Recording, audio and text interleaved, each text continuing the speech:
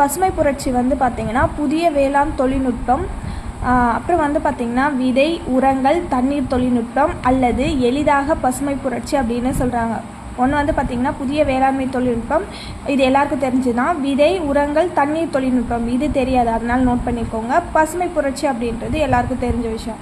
இதில் வந்து பார்த்திங்கன்னா பசுமை புரட்சி அப்படின்றது வேளாண்மை உணவு தானிய உற்பத்தி அப்படின்னு சொல்லுவோம், ஏன்னா பச்சை கலரில் இருக்குல்ல அதனால். அடுத்து வெண்மை அப்படின்னா பால், ஓகேவா? வெண்மைனா பால், ஓகேவா?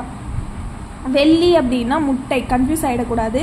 வெண்மை அப்படின்னா பால், வெள்ளி அப்படின்னா முட்டை. நீல புரட்சி அப்படின்னா மீன், மஞ்சள் புரட்சி அப்படின்னா எண்ணெய் வித்துக்கள், தங்க புரட்சி அப்படின்னா வந்து பார்த்திங்கன்னா பழங்கள், ஆப்பிள்கள். கருப்பு புரட்சி அப்படின்னா பெட்ரோலியம், வெள்ளி புரட்சி முட்டை, வட்ட புரட்சி உருளைக்கிழங்கு, சிவப்பு புரட்சி வந்து பார்த்திங்கன்னா இறைச்சி மற்றும் தக்காளி, இதுதான் வந்து பார்த்திங்கன்னா சிவப்பு புரட்சி.